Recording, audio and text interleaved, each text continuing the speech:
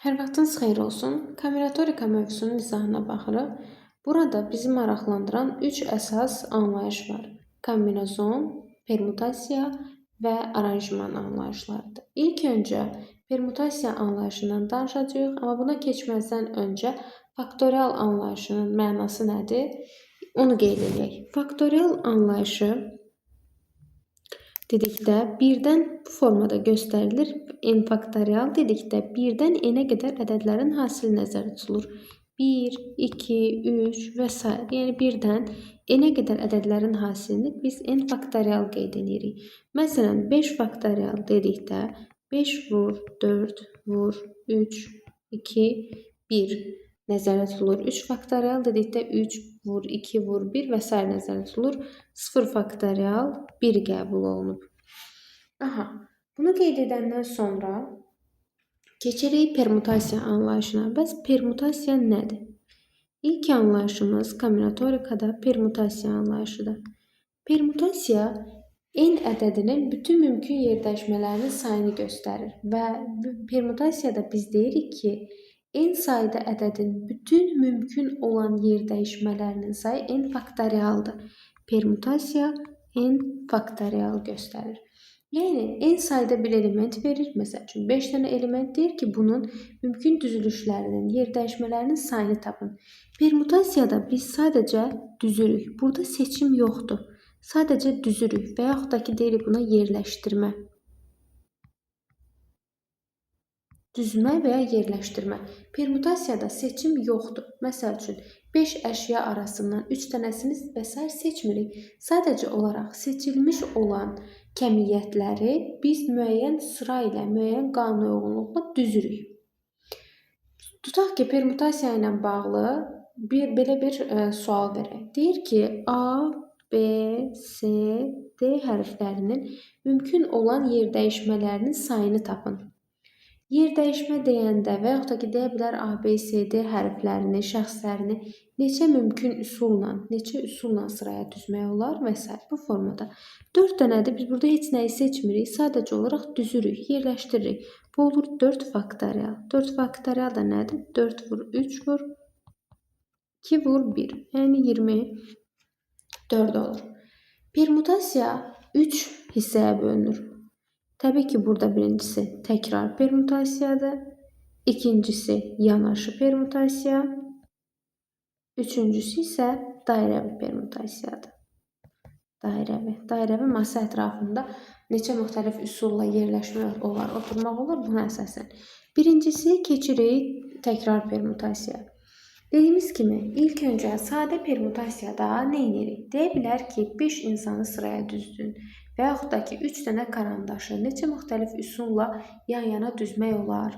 Sonra verə bilər, məsəl üçün, rəfə kitabları 5 müxtəlif kitabı və yaxud da ki, 8 dənə kitabı rəfə hansı üsulla düzmək olar? Baxın, bu tipli düzmək, yerləşdirmək suallarında permutasiyanı istifadə edirik. N faktorial üsulla yerləşdirmək olur. N sayda elementi n faktorial üsulla düzmək və yaxud da ki, yerləşdirmək olar. Deməli, keçdik birincisi təkrar permutasiyaya. Təkrarlanan permutasiya nədir? Məsələn, bizə belə bir sual verir. Tutaq ki, götürək bərabər sözünü. Bərabər sözündə deyir, bu sözün hərflərini qarışdırmaqla neçə fərqli söz yaratmaq olar?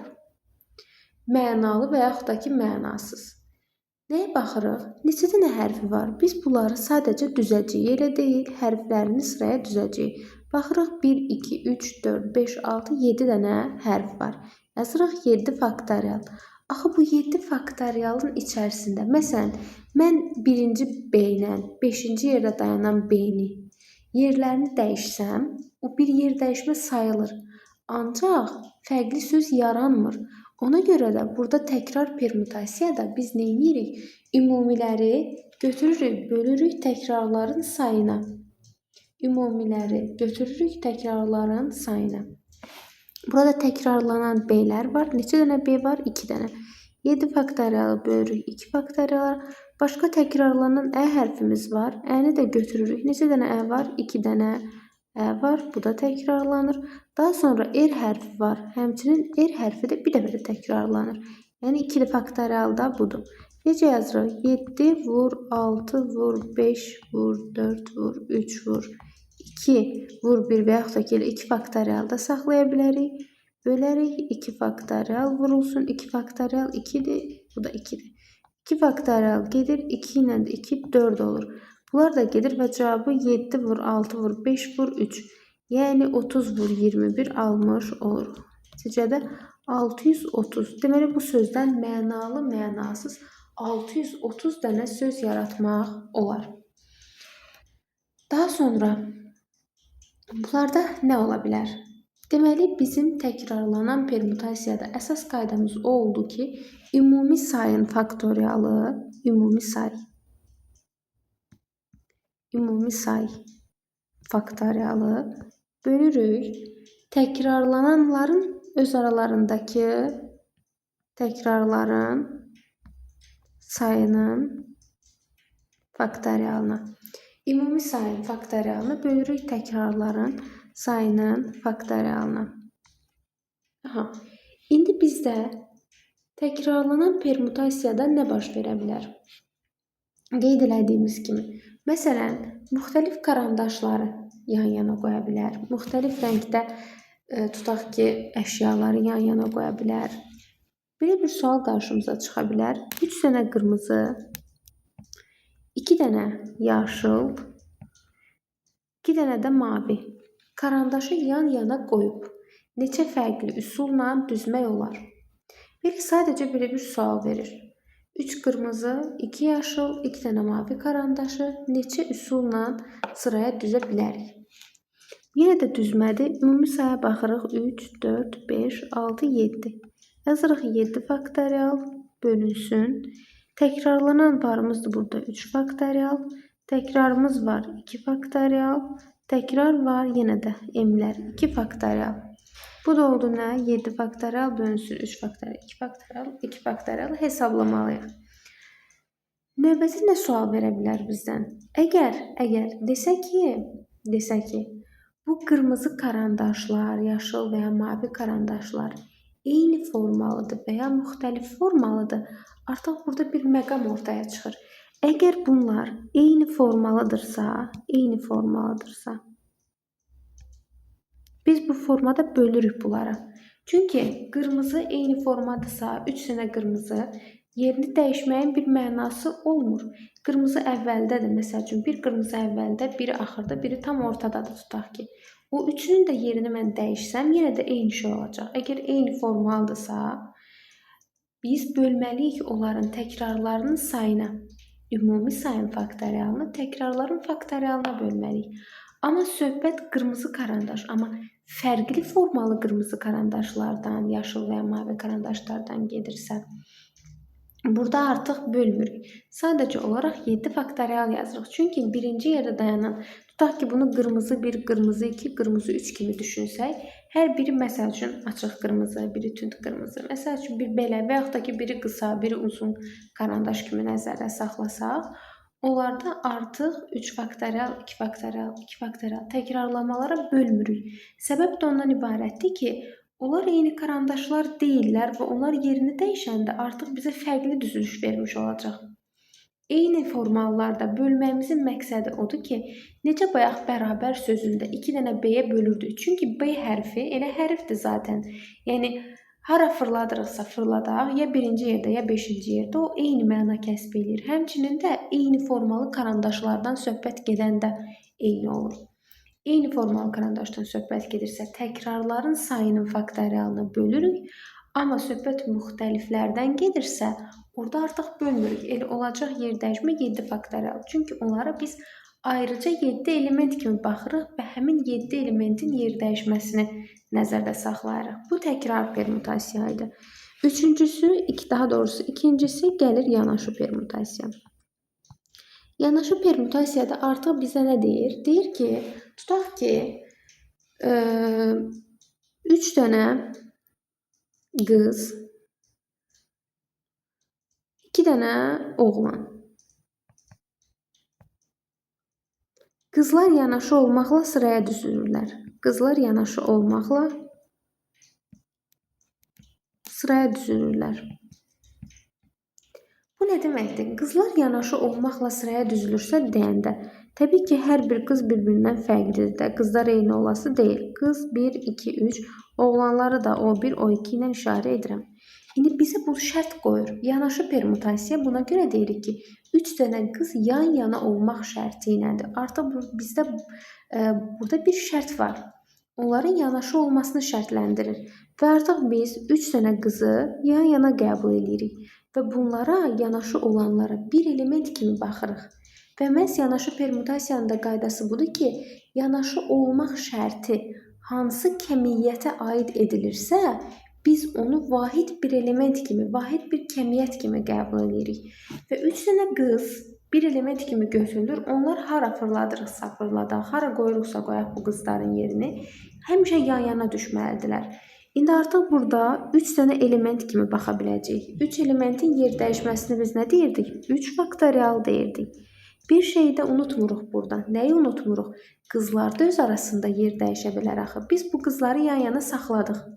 Amma onlar özləri arasında Q1, Q2, Q3 dedik. Bu belə də ola bilər də. Q1, Q3, Q2, Q2, Q1, Q3 və yaxud da ki Q2, Q3, Q1 ola bilər Q3, Q1, Q2 ola da bilər Q3, Q2, Q1. Baxın 6 dənə üsul da buradan çıxdı. O da nədir? 3 faktorialdır. Çünki 3 nəfər öz arasında da yerlərini dəyişə bilirlər. 3 nəfər öz arasında yerini dəyişə bildiyi səbəbindən 3-ünün də yer dəyişməsini biz 3 faktorial qəbul edirik. Və nəticədə nə olur? 3 faktorial vurulsun 3 faktorial. Yəni 6 vur 6, 36. Bir dənə də məsələyə baxaq. Tutaq ki, deyir ki, sırada 4 qız və 2 oğlan dayanıb.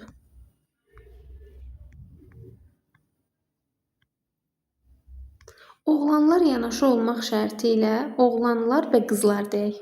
Oğlan və qızlar hamısı yanaşı olmaq şərti ilə. Hamısı deməyək burada. Oğlanlar da yan-yana, qızlar da yan-yana. Yanaşı olmaq şərti ilə. Oğlanlar və qızlar yanaşı olmalıdır. Artıq burada 4 dənə qız varsa, Q1, Q2, Q3, Q4 formasında, oğlanları da O1, O2 formasında qəbul edə bilərik. Oğlanlar və qızlar deyir yanaşı olsun. Yanaşı olsun deyirsə bir qızlara bir element, oğlanlara da bir element kimi baxa bilərik. Artıq burada neçə dənə element qəbul olunur? 2 dənə element qəbul olunur. Qızlar və oğlanlar. Əvvəlcə 4 dənə qız yan-yana dayanar, sonra 2 dənə oğlan. Ola bilər də ki, əvvəlcə 2 oğlan yanaşı dayansın, sonra 4 qız dayansın. Deməli 2 faktorial yer dəyişmə buradan yaranır.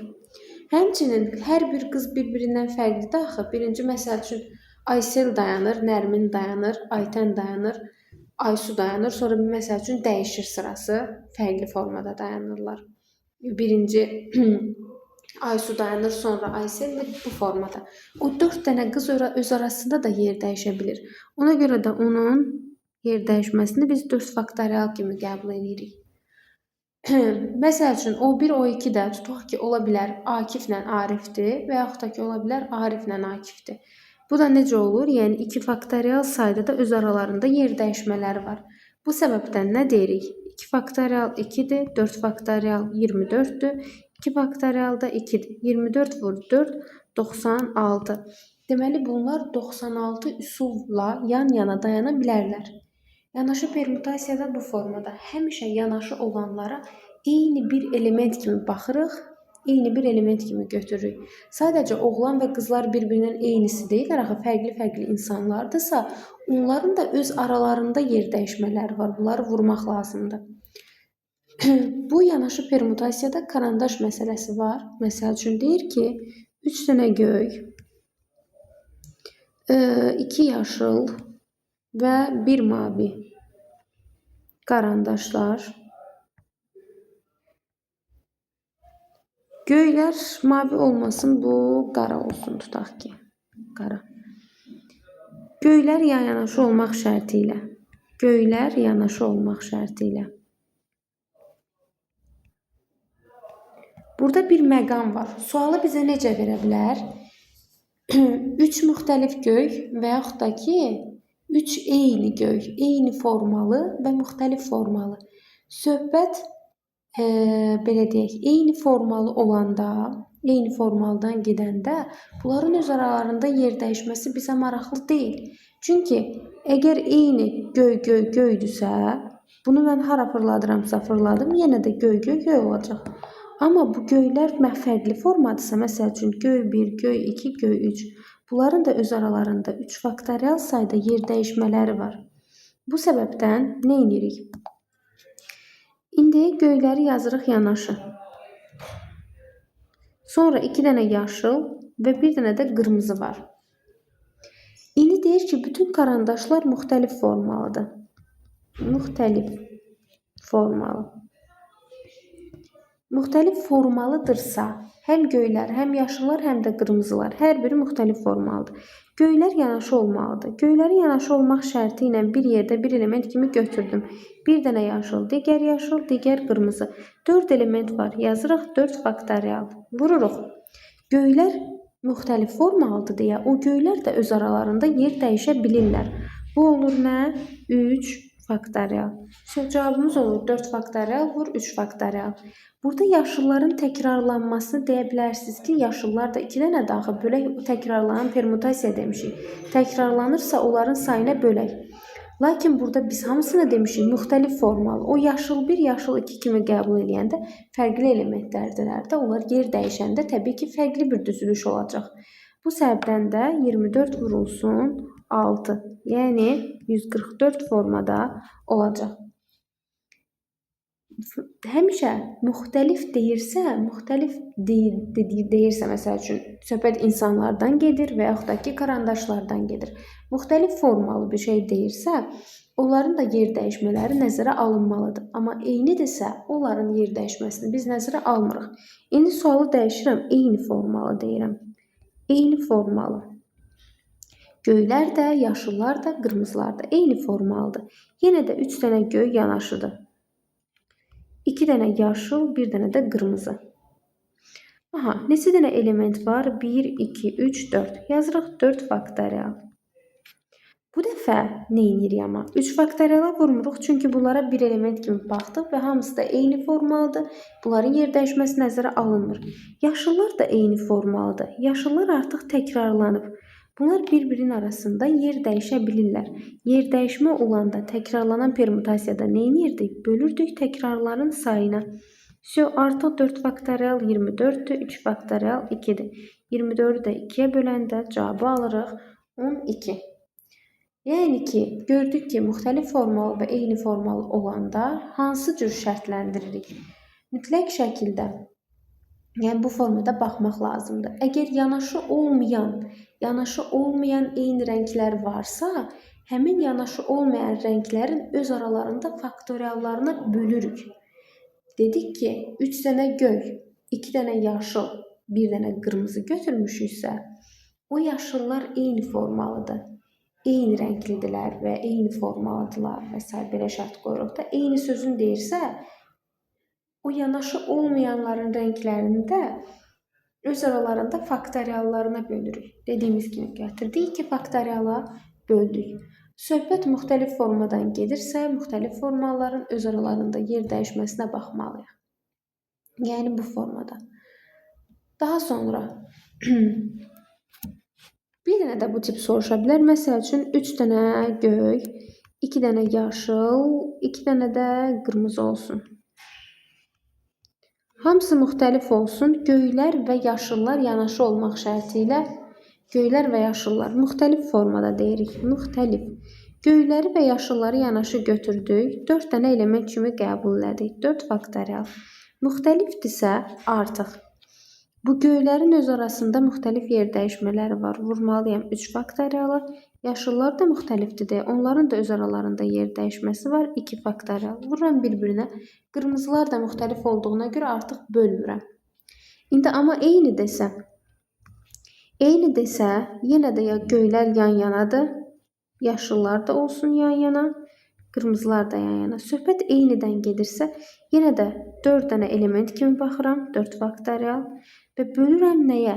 Bu qırmızıların öz aralarındakı yer dəyişmələrinə, yəni 2 faktoriala bölürəm. Artıq bu göylərin öz arasında yer dəyişməsi bizim üçün maraqlı deyil, çünki onlar təkrarlı. Hamısı eyni formalıdır, yəni. Hara çevirirsən çevirək təkrar hesab olunacaq. Baxın bu formada. Aha, indi keçirik nəyə? Üçüncüsü təkrar dedik, yanaşı dedik. Üçüncüsü keçirik dairəvi permutasiya. Dairəvi permutasiyada en sayda insan dairəvi masa ətrafında oturub deyəndə, orada bütün mümkün oturuşların, bütün mümkün yer dəyişmələrin sayı n-1 faktorial olacaq. Məsələn, deyir ki, 5 nəfər dairəvi masa ətrafında oturub. Dairəvi masa ətrafında oturub. Neçə üsulda otura bilər? Nəfərlərin sayı 5-də axı, 5-dən birini çıxıram və faktorial. 5-dən birini çıxıram 4, 4 faktorial olur 24. Bu niyə belədir? Çünki dairəvi masa ətrafında oturanda, baxın, birinci insanla sonuncu gəlir üst-üstə düşür. 2, 3, 4, 5. Birinci və 5-ci insan gəlir üst-üstə düşür burada. Birinci ilə 2, 3, 4, 5. 2, 3, 4, 5. Gəlir üst-üstə düşür. 5 nəfər dairəvi masa ətrafında oturanda əvvəllə son üst-üstə düşdüyü səbəbindən biri ortadan çıxır və qalır 4 faktorial. İndi bizdən bunun müxtəlif versiyaları soruşa bilər. Məsəl üçün deyir ki, ata, ana və 3 dənə də uşaq. Uşaq 1, uşaq 2, uşaq 3. Belə qeyd edək. Ata və ananın yan-yana olması şərti ilə neçə üsulla otura bilərlər?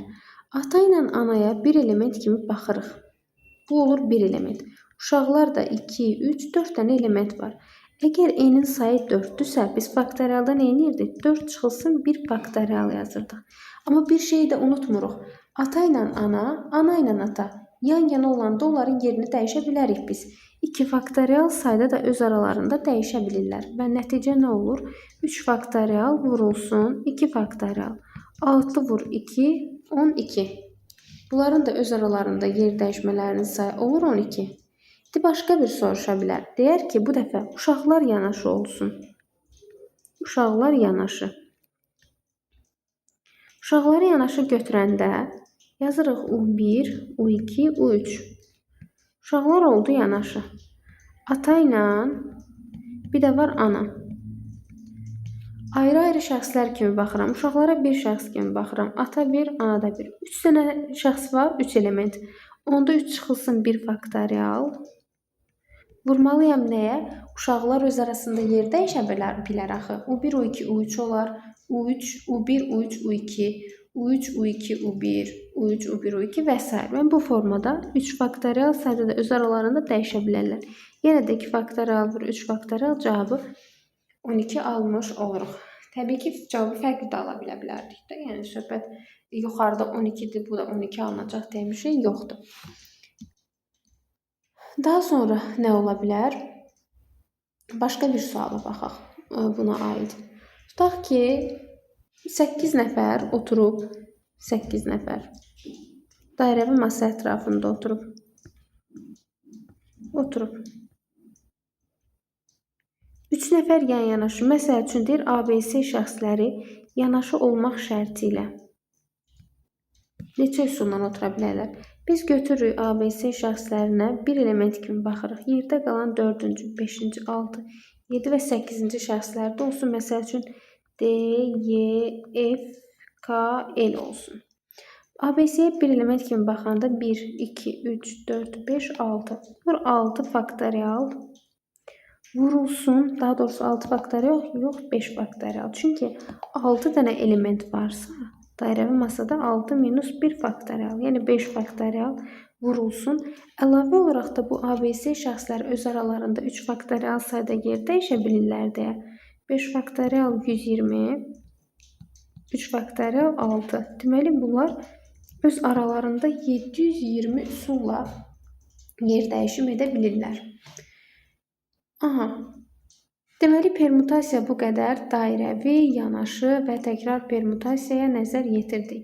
İndi keçid alırıq kombinezon anlayışına. İkinci anlayışımız kombinezon anlayışıdır. Kombinezon nədir bəs?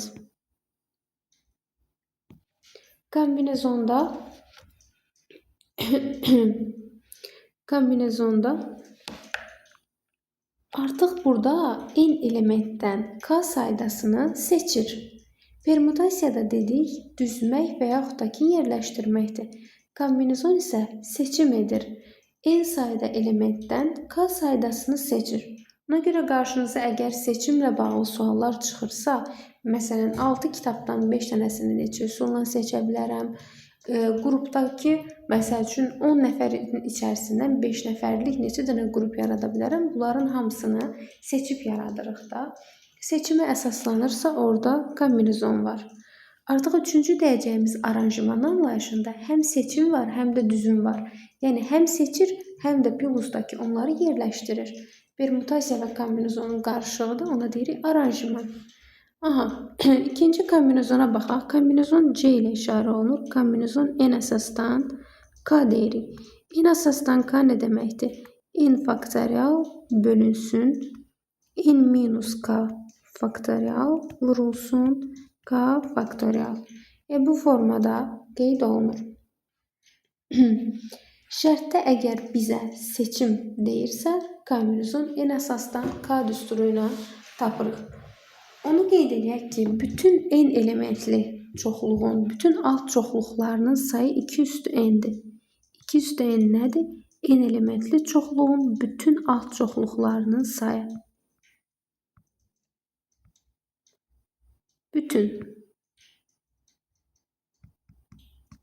Bütün alt çoxluqlarının sayıdır. Kombinezon n əsasdan k nədir bəs? N əsasdan k isə k elementli alt çoxluqlarının sayıdır. N elementli çoxluğun k elementli alt çoxluqlarının sayı. K elementli alt çoxluqların sayı. Kombinezon n əsasdan k ilə tapılır. Məsələn, bizə belə bir sual verər. 5 elementli çoxluğun 3 elementli alt çoxluqlarının sayını tapın.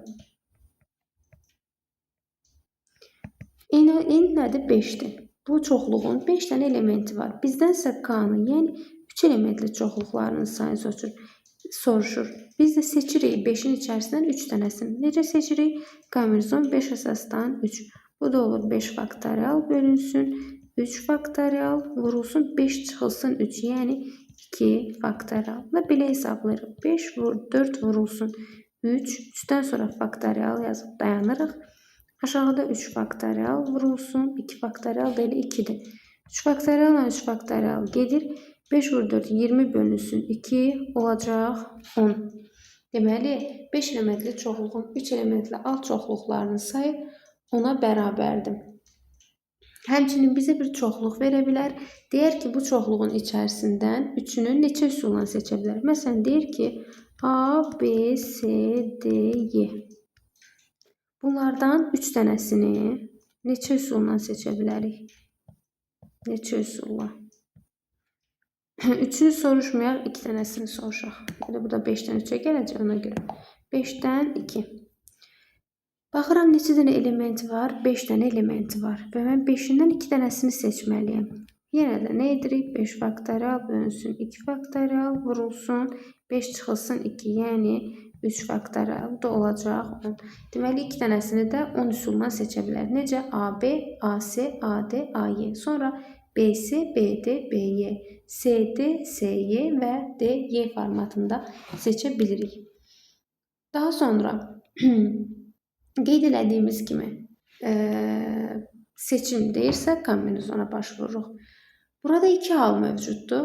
Əgər eyni bir hadisələr 2 dənə hadisə eyni bir anda baş verirsə, onda onları vururuq və yaxud da ki, hadisələr arasında və sözü işlənirsə vururuq onların hallarını, yəni üsullarını.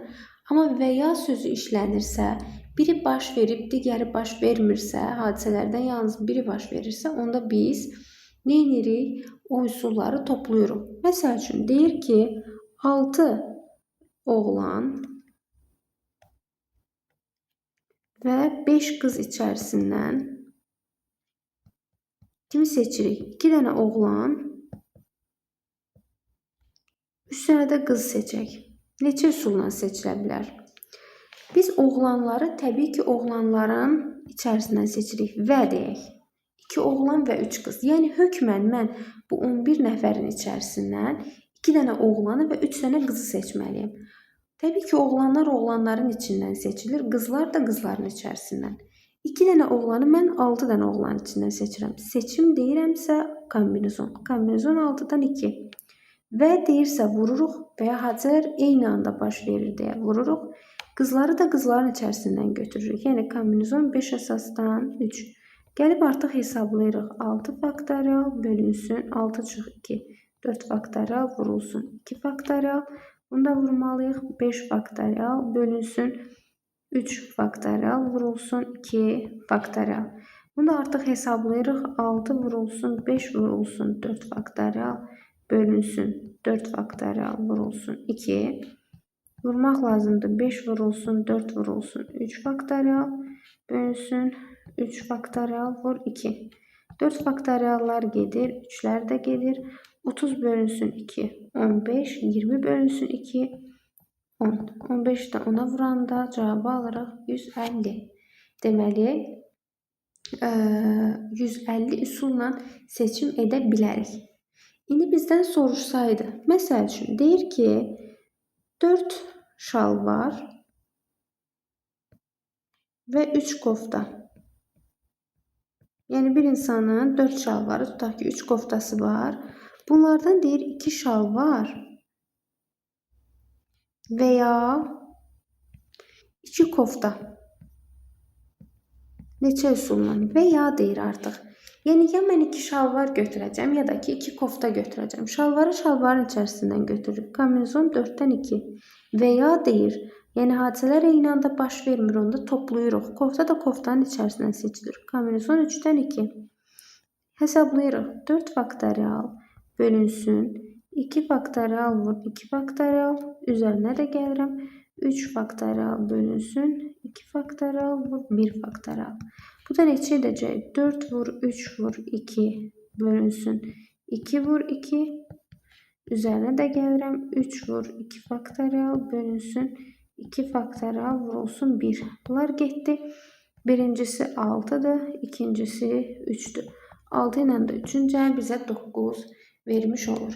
Yəni seçim edəndə və sözü işlənirsə vurma və ya işlənirsə toplama şəklində etmiş oluruq. Daha sonra indi burada ən az ən çox hallar ola bilər. Və yaxud da ki belə sual qarşımıza çıxa bilər. Tutaq ki kitabımızda da var. 3 dənə mavi, 4 qırmızı, 5 yaşıl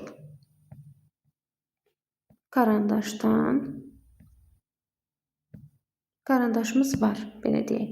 Mən bunun içərisindən 2 fərqli rəngli karandaş axtarıram. 2 fərqli rəng. 2 fərqli rəng nə deməkdir? Biri onlar mavi, biri onlar qırmızı. Eyni anda baş verir. Və ya ola bilər biri mavi, biri yaşıl. Və ya ola bilər ki, biri qırmızı, biri yaşıl olsun. Deməli, biri mütləq mavi, biri mütləq qırmızı olmalıdır da eyni anda seçirəm. Onda mavini mavinin içərisindən kombinizon 3'dən 1 və eyni anda seçdiyimə görə kombinizon 4'dən 1. Və ya deyirəm, və yaxud da ki, ola bilər mavi ilə yaşıl. Və ya deyirəmsə toplayacağım. Mavidirsə 3'dən 1, yaşıldırsa 5'dən 1. Ola bilər də ki, yəni və yaxud da ki, qırmızı ilə yaşıl olsun. Qırmızı 4'dən 1, yaşıl 5'dən 1'dir. Və bunları toplayırıq. Kombinizon 3'dən 1, 4'dən 1. Kombinizon n əsasdan 1 elə bizə n'i verir. Yəni bunu da hesablamağa ehtiyac yoxdur. Bu edir 3 vur 4. Birisi olur 3 vur 5. Birisi de olur 4 vur 5. 3 vur 4 12'dir. 3 vur 5 15'dir. 4 vur 5 de 20'dir. 27 plus 20 olur 47 və bunların cəmi deməli biz 47 üsulla iki fərqli rəngdə karandaş seçim edə bilərik. Və yaxud da ki, bizdən soruşa bilərdi. 3 fərqli rəngdə karandaşı neçə üsulla seçə bilərəm? 3 fərqli rəng dediyinə görə bizim də əlimizdə ancaq 3 rəng varsa, götürürük kombinezon 3-dən 1, eyni anda seçirəm axı kombinezon 4-dən 1 və yaşıl da olur kombinezon 5-dən 1.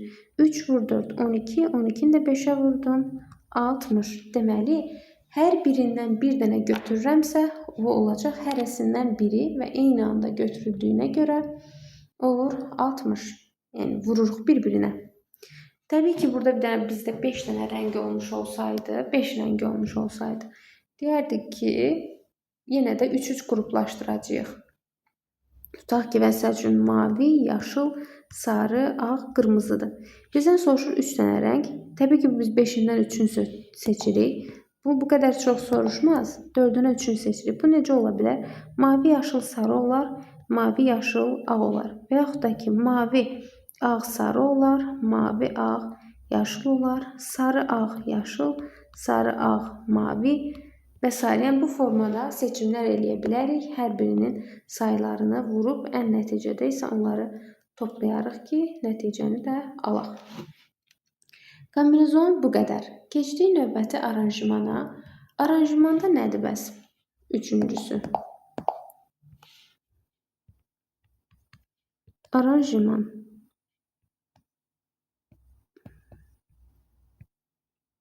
Aranjman A ilə işarə olunur. A n əsasdan k. Bu nə deməkdir? N faktorial bölünsün n minus k faktorial. Üsulu bu şəkildədir. Aranjman isə seçmək və düzmək mənasını verir. Yəni, həm seçim edirik, həm də onları düzürük. Tutaq ki, deyir ki, nə ola bilər? Belə bir şey yazır. 1, 2, 3, 4 və 5 ədədlərindən neçə dənə 3 rəqəmli ədəd yaratmaq olar. Söhbət neçə rəqəmli gedir? Bizdə 5 dənə rəqəm verilib, amma bizə deyir 3 dənə rəqəmi seç, plus da ki, o seçdiyin rəqəmləri bir sıraya düz. Onlardan düzülüş yarat. Biz permütasiyada nə edirdik? Elə 5 dənə verirdi, biz 5 dənəsini də düzürdük. Kombinezon nə edirdi? 5 dənəsindən 3 dənəsini seçirdik. Sadəcə olaraq seçirdik. Amma aranjman nə edir? Aranjman o 5 dənəsinin içərisindən 3-ünü seçir. Eyni zamanda o seçdiklərini də qruplaşdırır, düzür, sıraya düzür. Bu səbəbdən məhz fərqli anlayışlar hesab olunurlar burada. İndi biz kombinezon 5-dən 3-ü tapırıq. Təbii ki, seçim eləyəndə.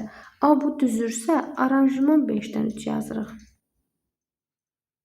Əslində bu da gəlir çıxır kombinezonla permütasiyanın qarışımına. 5 faktorial bölünsün 5 çıx 3 faktorial, yəni 2 faktoriala. Deyir 5 vur 4 vur 3 vurulsun 2 faktorial bölünsün 2 faktorial. Faktoriallar gedir, qalır 12 vur 5 60. Deməli 60 dənə ədəd yarada bilərik. Bunu başqa cür belə düşünmək olardı. Kombinezon nə edir? 5 dənəsindən 3-ünü seçdi. Daha sonra nə etməliyik biz? Kombinezon 5-dən 3-ünü seçdik. Plus da ki, biz bunları seçdiyimiz 3 dənə rəqəmi öz aralarında yerlərini də dəyişə bilərik. Vurulsun 3 faktoriala. Elə aranjman da düsturu buradan gəlir. Əslində aranjman n əsasdan k bərabərdir. Kombinezon n əsasdan k vurulsun k faktorialdır. Bu formadadır. Seçdiklərimizi də təzdən öz aralarında düzməliyik. Burada məsəl üçün belə suallar ola bilər. Deyər ki, 3 nəfər 4 fərqli liftdə. 4 liftdə necə yerləşə bilər? Hal-hazırda 3 nəfər var, 3 insan var. Onun qarşısına belə düşürük. 4 dənə lift var, düşünürük. 3 insanın qarşısında təbii ki, insan lifti seçə bilər. Tutaq ki, birinci insan, bu ikinci insan, Bu da üçüncü insan olsun.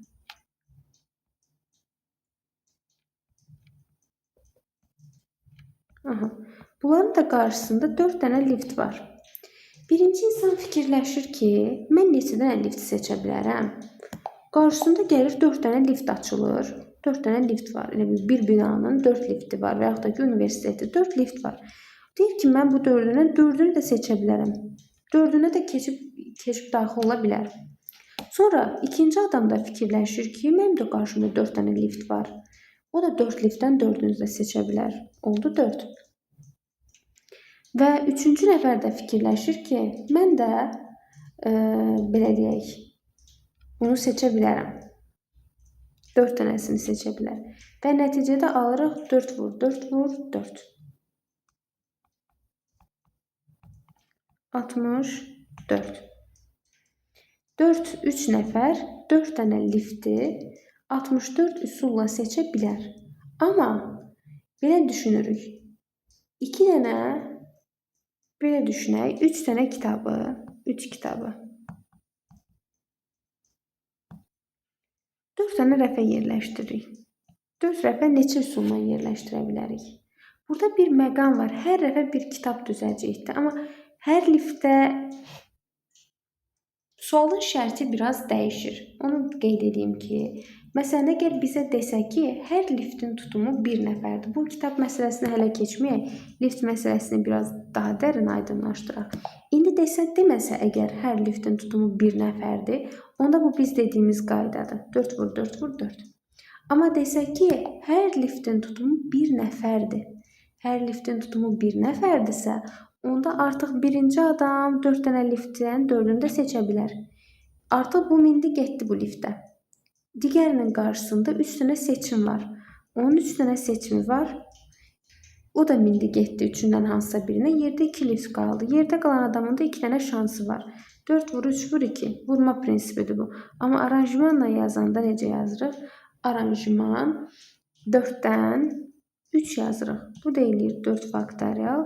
Bölünsün 4 çıxılsın 3 faktorial. Yəni ki 1 faktorial. O da olur 4 vurulsun 3 vurulsun 2 vurulsun 1. Yəni 24. Gəlir bu formaya çıxır.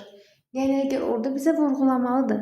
Hər liftdə bir insan yerləşə bilər və yaxud da ki liftin tutumunun yəni bir limiti yoxdursa, birinci dediyimiz üsuldur. 4 vur 4 vur 4. Yəni hər insana 4 dənə seçim şansı var. Amma hər insan yalnızca belə deyək, hər lift bir insanı götürə bilər ifadəsi varsa, burada artıq aranjmanı ortaya düşür. Aranjman istifadə edirik. Daha sonra nə ola bilər? Həmçinin bu kitab yerləşdirmə məsələsi də olar. Az öncə vurğuladığımız kimi dedik ki, 3 dənə kitabı, 3 kitabı 4 rəfə necə yerləşdirə bilərik? 3 kitabı 4 rəfə yerləşdirmək üçün yenə də baxırıq ki, hər rəfə bir kitabmı, yoxsa rəfə bir neçə kitab qoymaq da olarmı? Əgər bir neçə kitab qoymaq olursa, artıq birinci rəfə qoya biləcəyim 3 kitab var. İkinci rəfə də qoya biləcəyim 3 kitab var. Üçüncü rəfə də 3-ünü qoya bilərəm. Dördüncü rəfə də 3-ünü qoymaq olar. Yəni eyni prinsipdir. Amma hər rəfə birini düzürüksə, hər rəfə mütləq 1 olmalıdırsa, onda kombinasyon 4-dən nə olur? 3 olur. Və bu da 4 faktorial bölünsün 4 çıxılsın 3 faktorial. Kombinasyon nəymiş? Aranjman daha doğrusu. Çünki seçdik və yerləşdirdik. Aranjman 4-dən 3. 4 faktorial bölü 1 faktorial olur 24. 1-ə qoya bilər birincisini 1-ə, o birisini 2-yə qoyar, 1-in 1-ə, 1-in 3-ə qoyar, 1-in 1-ə, 1-in 4-ə qoyar və s. Eynisini gətirib eyni rəfə qoyar. Və burada eyni, daha doğrusu söhbəti olmursa, hər rəfə mütləq şəkildə bir dənəsi yerləşməlidirsə, onda bu dediyimiz aranjmanla həll etmiş oluruq. Aranjman da bu formada. Aranjmanın və həmçinin digər kombinasyon olsun, permutasiya olsun. Bunlarda bir qayda daha var. Az öncə qeyd etdiyimiz kimi vurma prinsipi. Vurma prinsipi necədir? Bəs məsələn deyir ki, 1, 2, 3, 4, 5, 6 ədədlərindən neçə dənə 3 rəqəmli ədəd düzəltmək olar? Burada da 2 məqam var. Əgər bizə desə rəqəmləri müxtəlif, bu başqa məsələ. Müxtəlif sözün vurğulanmırsa, bu da ayrı məsələ. Əgər desəm müxtəlif, rəqəmləri müxtəlif neçə ədəd yaratmaq olur desə, birinci yerə mən neçədən ədəd seçə bilərəm? 1, 2, 3, 4, 5, 6 istənilən qədər seçə bilərəm, yəni hər birini, 6-sını da. Artıq hansısa birini istifadə elədim, yerdə neçəsi qalır? 5 dənəsi. İkinci yerə yaza biləcəyim 5 dənə ədəd var. Birini də istifadə edim və üçüncü yerə yaza biləcəyim 4 dənə ədəd var. 6 vur 5 vur 4 olur 120. Deməli 120 dənə ədəd seçmək olar. Vurma prinsipidir bu. Seçimlərin sayını bir-birinə vururuq. Əgər deməsə rəqəmlər müxtəlif olmasın, müxtəlif sözünü demirsə, birinci yerə seçə biləcəyim 6 dənə ədəd var. İkinci yerə seçəcəyim yenə də 6 ədəd var, çünki müxtəlif sözünü işlətməyib. Rəqəmlər ola bilər, eyni də olsun. Və həmçinin üçüncü yerə də yaza biləcəyim 6 ədəd var. Və nəticədə vurma prinsipini tətbiq edib 6 vur 6 vur 6 cavabı 216 almış oluruq. Vurma prinsipi də bu qaydada. Sadəcə burada bir məqam var, diqqət yetirməli olduğumuz. O nədir? Sıfırın olması məsələsi. Məsələn, deyir ki, 0, 1, 2, 5, 7 ədədlərindən neçə dənə, məsəl üçün deyək, ədəd yaratmaq olar. Neçə dənə 4 rəqəmli. 4 rəqəmli ədəd. 4 rəqəmli ədədin 4 dənə xəttini çəkdik. Birinci yerə mən burada yaza biləcəyim neçə dənə ədəd var? 0-ı təbii ki, yaza bilmirəm. 1, 2, 5, 7 yaza bilirəm. 4 üsulumuz var. Sonra keçirəm ikinci xanaya. İkinci xanada artıq mən neçə dənə ədəd yaza bilərəm? Tutaq ki, burada 2-ni istifadə eləmişəm. Artıq ikinci xanada və rəqəmləri müxtəlif nəzərdə saxlayaq. Rəqəmləri müxtəlif. Eyni olması rahatdır. Rəqəmləri müxtəlifdirsə və mən 5 dənə rəqəmdən birini istifadə eləmişəmsə, yerdə qalır 4 dənə rəqəm. Artıq 5-dən ikisi gedibsə, yerdə qalıb 3 dənə rəqəm, yerdə qalıb 2 dənə rəqəm və bunların hallarını bir-birinə vururuq. 4 vur 4, 16, 16 vur 3, 48, 2-yə də vuranda 96 hal var. Rəqəmləri müxtəlif sözünü işlətməsə, neçə dənə 4 rəqəmli ədəd yaratmaq olar desə, yenə də mənim birinci yerə yaza biləcəyim 4 dənə ədədim var, çünki 0-la ədəd başlamaz. İkinci yerə yaza biləcəyim, artıq mən bura 0-ı da yaza bilirəm, 1-i də, 2-ni də, 5-i də və 7-ni də. 5 dənə ədəd var. Və həmçinin üçüncü yerə də yaza biləcəyim 5 ədəd var. Sonra da yaza biləcəyim 5 dənə ədəd var. Və bu mümkün halları vururuq bir-birinə. 125 vur 4, 500 dənə də hal buradan yaranır. Çünki dediyimiz kimi rəqəmlər orada təkrarlana bilir. Demir, bizə şərt qoymur ki, rəqəmlərinin hamısı müxtəlif olsun. Eyni rəqəmlərdə, yəni eyni ədədlər də ola bilər. Aha, bunları qeyd elədik. Bizim başqa qarşımıza nə sual çıxa bilər? Gəlin belə bir suala baxaq. Deyir ki, A, B, C, D, Y kitablarını rəfə düzürük. Deyir, A kitabı nə əvvəldə, nə sonda. Nə əvvəldə, nə də sonda olmasın.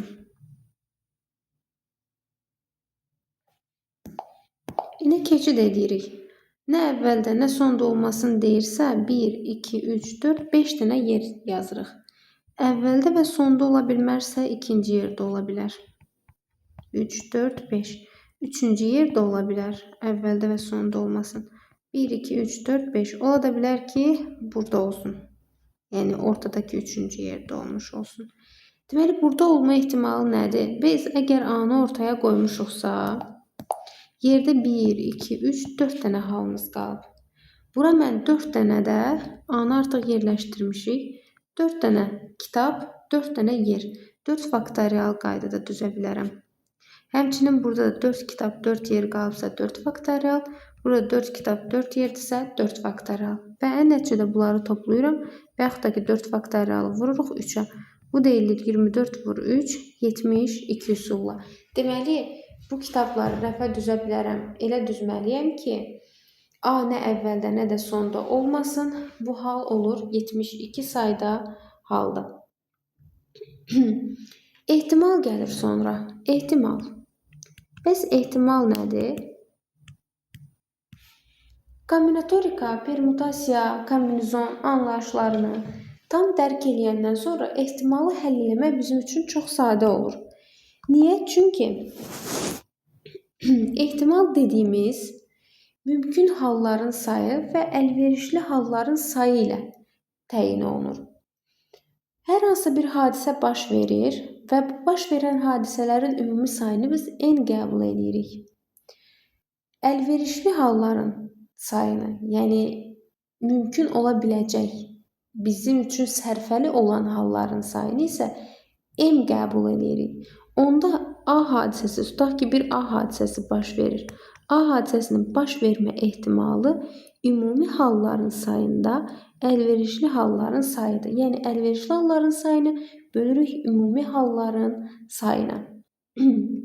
Bu da olur bizdə ehtimal. Burada m qeyd etdiyimiz kimi əlverişli hallardır.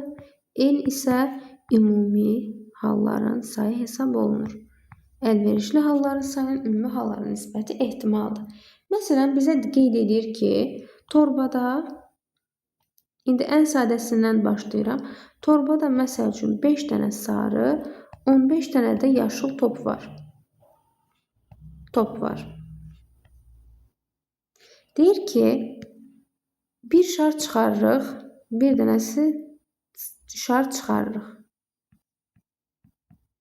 Bunun qırmızı olma ehtimalı nə qədərdir? Yazırıq PA hadisəsinin ehtimalı. Fərq yoxdur, P də yaza bilərik. Ümumi halların sayı nədir? Söhbət nədən gedir? Bir torbadır və bunun içərisində 5 dənə sarı, 15 dənə də yaşıl top var. Biz əlimizi torbanın içərisinə salsaq, neçə dənə mümkün top götürmə ehtimalımız var? 20 dənə. Çünki ümumi halların sayı 20-dir. Gətirib aşağıya ümumi halların sayını 20-ni yazırıq.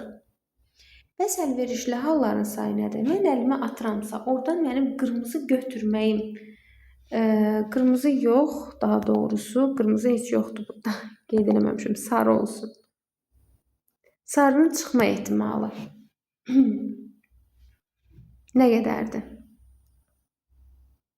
Sarı şar görürük ki, torbanın içərisində 5 dənədir və mənim əlverişli hallarımın sayı da 5-dir deyə gətirib əlverişli halların sayını da 5 yazırıq. Ümumi hallar 20, əlverişli hallar isə 5-dir və bu da eləyir 4-də 1. 0,25. Deməli, bu hadisənin ehtimalı 0,25-dir. 4-də 1-dir. Daha sonra indi bu bir qədər çətinləşdirilir. Məsəl üçün deyirik ki, 7 dənə ağ və 5 dənə də sarı top var. Bunlardan deməli, üçünün ağ olması ehtimalı. Üçünün ağ olması ehtimalını bizdən soruşur. İlk öncə ümumi halların belə deyək, 3 dənə top çıxır və üçünün də ağ olması ehtimalını soruşur. Ümumi hallar burada nəyə bərabərdir? Torbada 12 dənə top var. 7 ağ, 5 sarı olmaqla 12 dənə top var. Və bu 12 topdan biz neçəsini çıxarırıq? 3 dənəsini çıxarırıq. Yəni ki, ümumi hallar nəyə bərabərdir? Kombinizon 12-dən 3. Seçdik də biz, düzmürük ki, seçim eləmişik. Seçimi də kombinizonla tapırdıq. Ona görə ümumi halların sayı oldu. Kombinizon 12-dən 3. 3 dənə top çıxır, deyir, 3-ü də ağdır. Və biz bu ağları nəyin içindən seçirik? Yenə də ağ olan şarları, topları ağın içindən seçirik. Ona görə də əlverişli hallarımız da olacaq kombinizon 7-dən 4. Və bizim ehtimalımız nəyə bərabər olur? Kombinizon 7-dən 4 bölünsün kombinizon 12-dən 3. Gəlib bunu hesablayırıq. Başqa cür bizə nə sual verə bilər? Deyər ki, tutaq ki, yenə eyni prinsiplə yanaşıram. 7 dənə ağ, 5 dənə də sarı kürə var. Torbadan deməli neçə dənə şar çıxarılsın? 6 dənə top çıxarılır. 6 dənə top çıxır və deyək ki, bunun ikisinin sarı olması ehtimalı. Aha, əlverişli hallar nəyə bərabərdir? Əlverişli yox, birinci ümumini tapaq. Torbada deməli 7-si ağ, 5'i sarı olmaqla 12 dənə top var. Və mən bu 12 topun içərisindən neçə dənəsini çıxarıram? 6 dənəsini. Ona görə ümumi halların sayı olur kombinezon 12-dən 6. Ümumi halların sayı oldu kombinezon 12-dən 6. İndi 6 dənə top çıxarmışıq. Bu 6 dənə topdan 2 dənəsi sarıdır. Ona belə bir şey çıxır qarşımıza. Əgər 6 topdan sarı olanların sayı 2-dirsə, ağ olanların sayı neçə olacaq? 4 olacaq. Biz sarıları sarının içindən, ağı da ağın içindən götürməliyik. Və eyni anda götürürüksə bunları. Biz 6 dənə top çıxarmışıq zaten. Bundan 2 dənəsi sarı olacaq hökmən, 4 dənəsi də olacaq məcburən 4. Daha doğrusu ağ. Onda ağı ağdan, sarını sarıdan seçirəmsə və hadisələr eyni anda baş verirsə, kombinezonla yazırıq. Kombinezon sarıdan, yəni 5-dən 2 dənə vurulsun. Kombinezon ağdan, yəni 7-dən 4 dənə. Və vəsə bunu hesablayırıq. Bu da olur bizim ehtimalımız. Növbəti nə ola bilər? Deyir ki, belə bir şey düşünək. Tutaq ki, torbada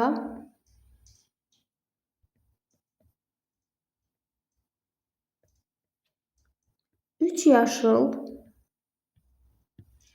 4 mavi top var. Torbadan çıxan 3 topun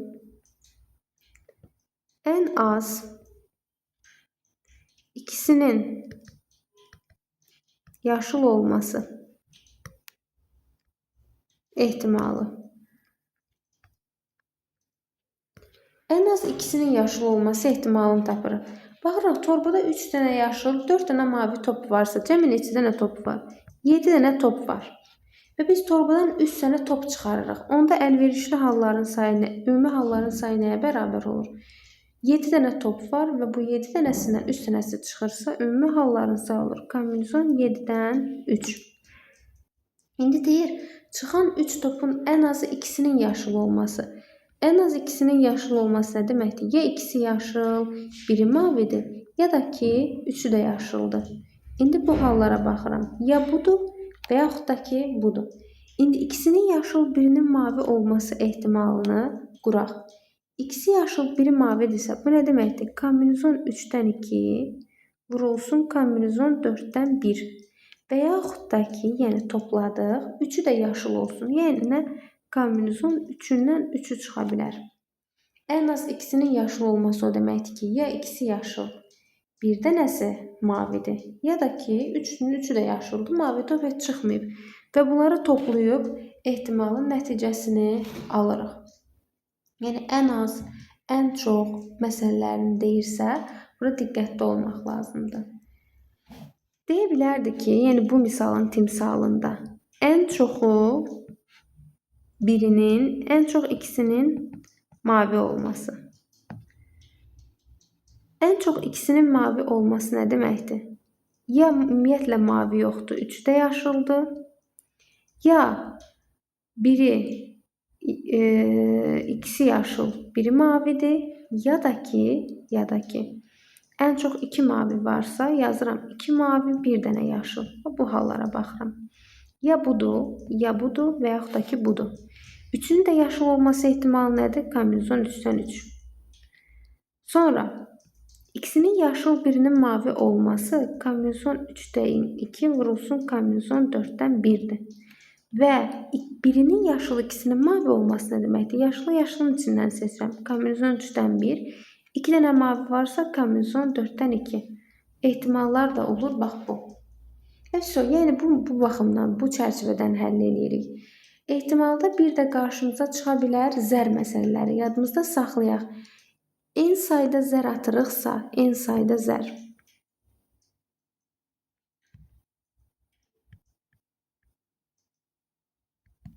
Ümumi halların sayı olur 6 üstü n.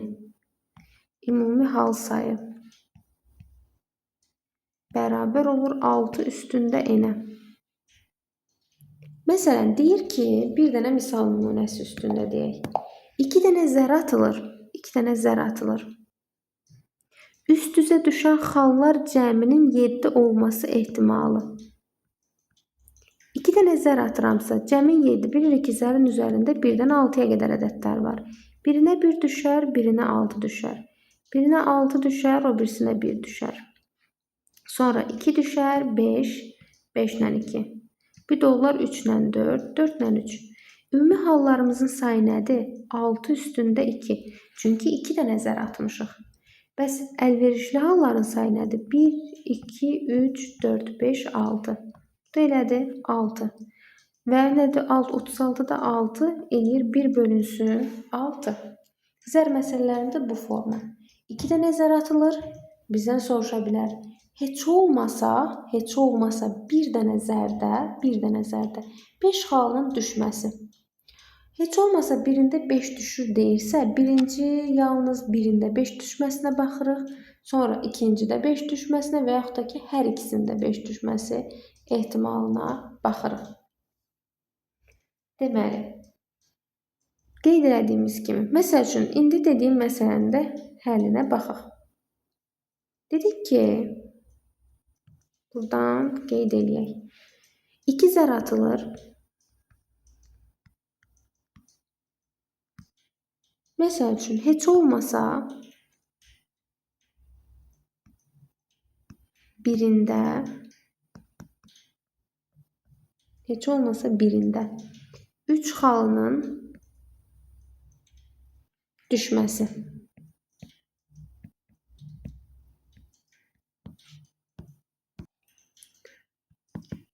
Burada belə bir məqam var.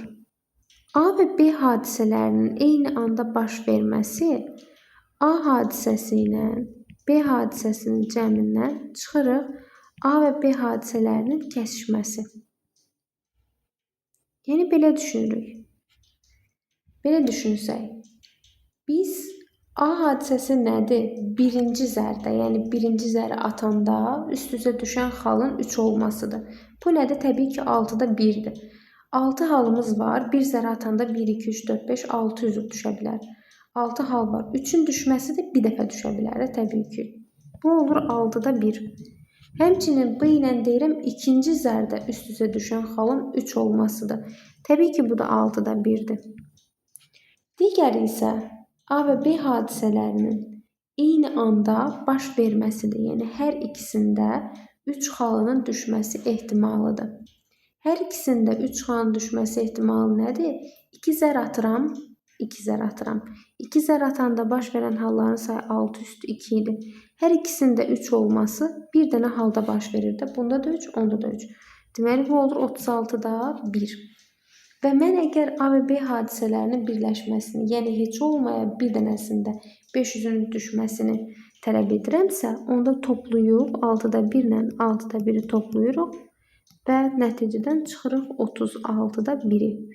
Çünki A hadisəsi A-da düşə bilər, birincisində düşə bilər 300-ü, ikincisində düşə bilər 300-ü. Ola da bilər ki, hər ikisində düşsün. Yəni, biz A hadisəsi ilə birincisində 300-ünün düşməsi və ikincisində 300-ünün düşməsi hallarını toplayanda, necə ki, çoxluqlarda belə idi. İkisini toplayıb, nə edirdik? 2 çoxluqda tapanda. Bu A çoxluğu, bu da B çoxluğudur, opşi. Bu isə ortada onların kəsişməsidir. Bu A ilə B-nin birləşməsini tapanda nə edirdik? A-nın üzərinə B-ni gəlib, təzədən buradan A ilə B-nin kəsişməsini nə edirdik? Çıxırdıq. Burada da həmçinin elədir. Hər ikisində 5-nin düşməsi halı A-nın da içində, hər ikisində daha doğrusu 3-ün düşməsi halı A-da da var, B-də də var. Ona görə A kəsişmə B ehtimalını buradan çıxmalıyıq.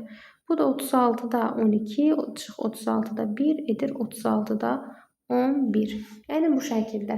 Ehtimalı da bu şəkildə həll edirik. Bütün deməli, ehtimalı həll edən zaman kombinizon, kombinatorika, aranjman hər birindən istifadə edirik və ehtimalı həll edəndə ilk öncə ümumi halların sayını, üstə isə əlverişli halların sayını yazırıq. Yəni, məxrəc ümumi, sürət isə əlverişli halların sayını göstərir və bir-birinə bölüb baş verə biləcək hadisənin ehtimalını təyin etmiş oluruq.